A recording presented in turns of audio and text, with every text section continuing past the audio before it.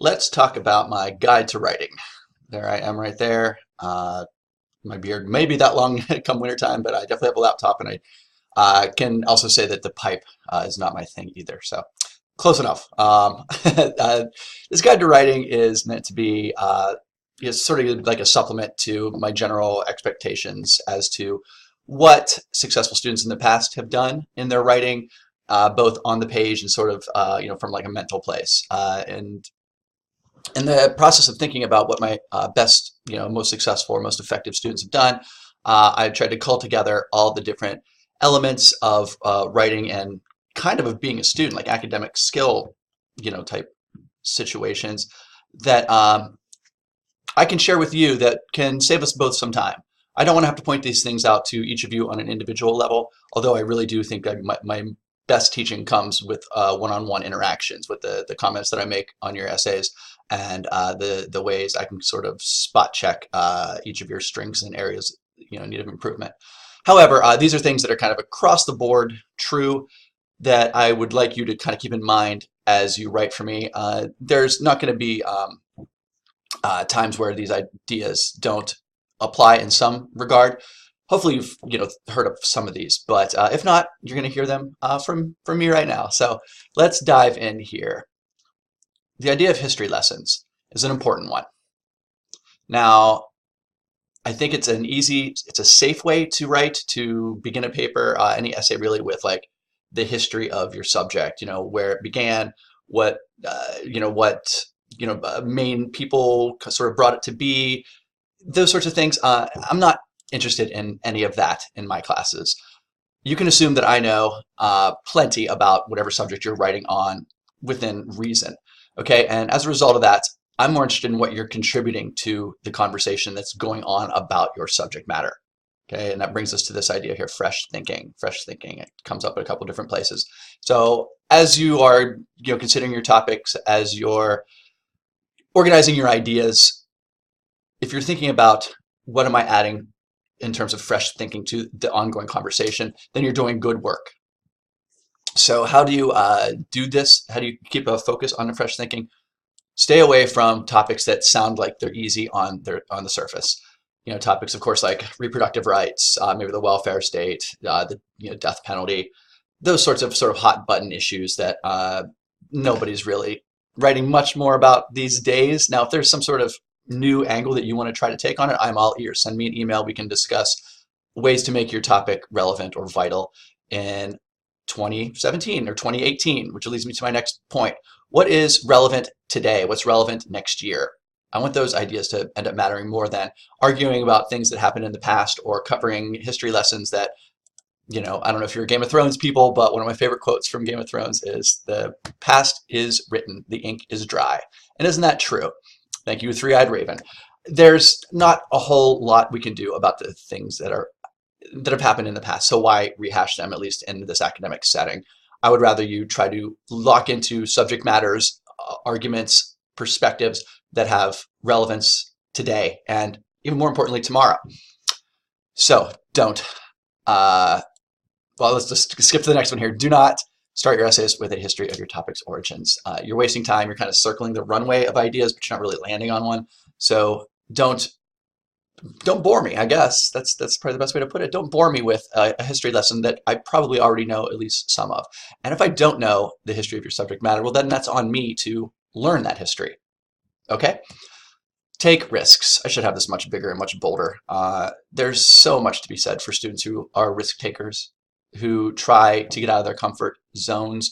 And I'm going to be constantly prodding you to do just that on the page. And in your thinking, I hope. The best English classes I took not only made me a better writer, but they made me a better thinker. And so, one of the benefits of a class where you get to choose all your topics is the possibilities are endless. Your opportunities for success are massive. So why not take some risks? I applaud risk taking. I really do. And I don't forget who makes their essay tougher than it needed to be versus who made their essay as easy as it ever could have been. Those things matter, especially when I think about how well you fulfill the assignment, because baked into all of my assignments are elements that reward risk taking.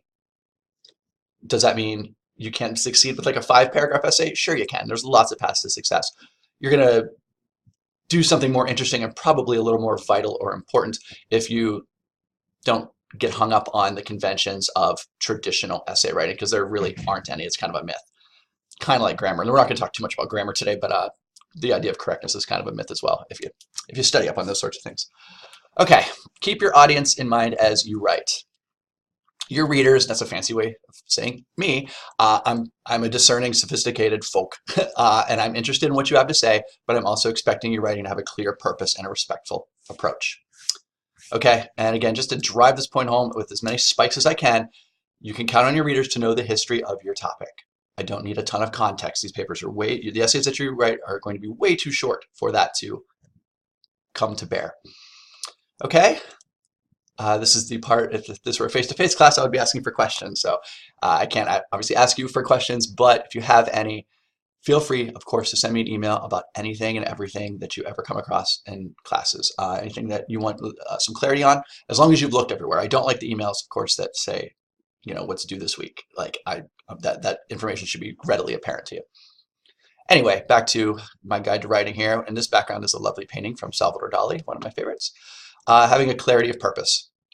Now, if you're really comfortable with this idea of thesis statement, if you've had it, you know, drilled into your head from other teachers, I'm not here to like blow up your spot and tell you that thesis statements don't work. They can work. They can be very useful, I think, especially in like essay exam type situations or timed writing, that, you know, where you have to make sure you stay focused on your idea. If you want to work from a 3-pronged thesis statement, you know, you're going to be fine by me. You're going to probably, you know, you're going to give yourself chances for success, but you don't need a thesis statement at the end of your intro. Maybe that's tough to hear. Maybe that's kind of taking your medicine, but trust me, you don't need a thesis statement at the end of your intro for me to figure out what your purpose is. Again, you can count on your reader to be smart. You can count on your reader to know good writing when he sees it. Okay, so you can artfully tell readers where you're going to take them and then take them there. A thesis statement, I tell my developmental classes, a thesis statement is a promise. Here's what I'm going to do. You're calling your shot. You don't have to call your shot blatantly. Your thesis statement can be the last sentence of your paper. Your thesis statement can be what's called implicit, you know, sort of embedded throughout your paper. There are lots and lots of very artful ways to share your purpose with your readers, and I'll know it when I see it. We'll leave it at that. Okay, so the other idea here is this respectful approach. The way to keep a laser-like focus on your essay subject. I wish I had a chalkboard here, but you know, we have this sort of triangle. In every literary transaction, there are. Let me see if I can do it here. Let me go big screen. Goes. Okay. Triangle, right? You have your reader, you have your writer, and you have, more importantly, in this class, your idea. So anytime you're on this triangle, reader, writer, idea, you have to draw a dot, okay? And so you always want, and the dot can only be in one place. Now, when you're writing from a personal place, you can write from, you know, the writer's perspective, okay? If you're writing if you're writing a letter to somebody, obviously the focus is on the reader. I'm having trouble figuring out the camera. But in this class, you always want the focus to be on the idea, okay? And so that means don't drag me into it as your reader, and don't drag yourself into it more than is absolutely necessary. That's not to say personal experiences can't be helpful, or, you know, stories from your life. They can be useful, or sometimes they're just opinions that you have, or you can make allusions that have mattered to you. You can, you know, refer to real world stuff, but for the most part, you want to keep a laser-like focus on your essay subject, on the idea you're trying to share with your reader. So to that end, keep the word you out of your mouth for this entire semester. And if I see you in any of your papers, I'm going to know you didn't watch this screencast 9 minutes in. And I'm also going to know that I'm going to have to wonder about your capacities as a student a little bit. Avoid, I think, just don't ever, there's no time to ever use the word you. You don't want to tell me your business. I don't want to tell you your business. And that's what you do when you write with you. You're putting sort of the onus of ideas on your reader, and you shouldn't do that. It's just not, it's not good. If you read academic writing, you know, real sort of writing in professional circles, the word you is just, it never comes up. So let's be professional writers, okay? You don't need I think, or I believe, or actually, personally, anything that sort of couches or creates space between you and your idea, stay away from it, because then you're just limiting your ideas to, well, this is just my thought. Don't ask too many questions. Don't ask a question, then immediately answer it. There's a place for question asking, especially if they're very open-ended questions with difficult or unknowable answers. But generally speaking, asking questions on the page is not nearly as effective as it is speaking out loud. Is asking questions a good strategy when you speak? Yes, it is. Is it a bad one when you write? Yes, it is. So steer clear of it just for now. It'll clean up your style almost immediately. You should know this, but it's worth saying out loud. Avoid writing like you talk. Try not to be too colloquial. Try not to be too informal. You want to have not a super formal approach. You want your own style to emerge, but you also have to make sure that you're doing right by the conventions you're working in. Okay? Punctuate properly. Use apostrophes and commas appropriately. So let's be careful. I think these are the two biggest issues I see are apostrophes and commas, mainly a lack of apostrophes anymore, and an overuse of commas, creating comma splices. But again, I like to do that a little more one-on-one than I do sort of broadly based, because I'm not sure what your writing style is yet.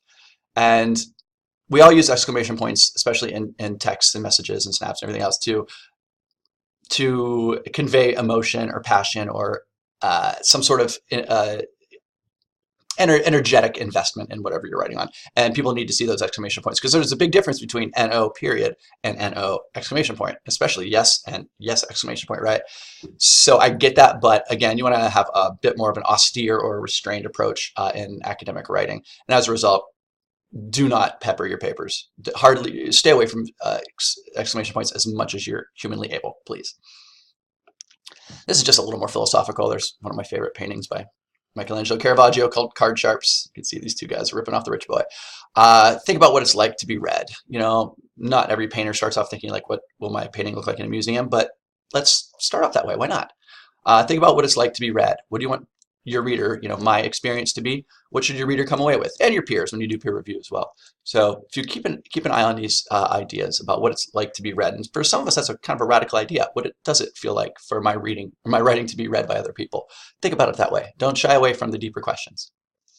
Okay, last two things I think I can zip through here pretty quick. Vitality to your writing, and vitality, your vital signs. Vitality, just another way of saying life. So use vivid language and memorable phrases. Don't rely on the same figures of speech over and over, and we're all guilty of that. It's my job to help kind of weed those out of your writing, so I'm here to help too. Now, I don't like exclamation points, but I do like exotic punctuation, which is a phrase I made up. A semicolon works as a fancy period and not a fancy comma. A lot of people get that kind of twisted. A dash is a very versatile punctuation. It basically functions as a dramatic pause. Parentheses, so parenthetical information, can be used for humorous asides or trivia. When you use parentheses, you're basically telling your reader, you can skip this part if you want, but here's a little extra info. Okay, and then, okay, two more things. Keep readers up to speed. And this is like kind of transitions. And again, this is something I like to do a little more one-on-one than I get to teach kind of broadly. Beginnings and ends of paragraphs, think of them as connective tissue. Can you see me there? That's why I picked a web here. All the web is connected to the rest of the web, and all your ideas should connect to your essay's larger purpose. So I guess you're a spider in this strange analogy I've stumbled upon. Transitions, now you don't have to use for instance, or the first reason why, the second reason why. But if that's a place where you're comfortable starting off with, cool by me. But you just want to make sure that you show readers how your ideas relate to one another. And then just a little bit here about the little things. You take care of the little things, and the big things take care of themselves. It's not, I didn't come up with that phrase. Let's see. So proofread carefully. It's very clear to me when you don't proofread. Cite properly. I'm here to help with APA at every step of our time together. So don't be afraid of APA. And I'm not expecting perfection early on, but I do expect you to try. And some students may not do even that. Mind your punctuation and grammar. I'm here to help with that. The Writing Center has a wonderful online format that I'll be sharing with you in the week one agenda. Feel free to bother the Writing Center. They want you to bother them. And then format correctly. Computers, Google Drive in particular, do so much work with the formatting that I'm not expecting too many issues with it. So let's see. This is, there we go. So this is my basic guide to writing. If you have any questions for me, I'm all ears. I'm available in the email all the time. So let me know. I hope these help, and I wish you good luck.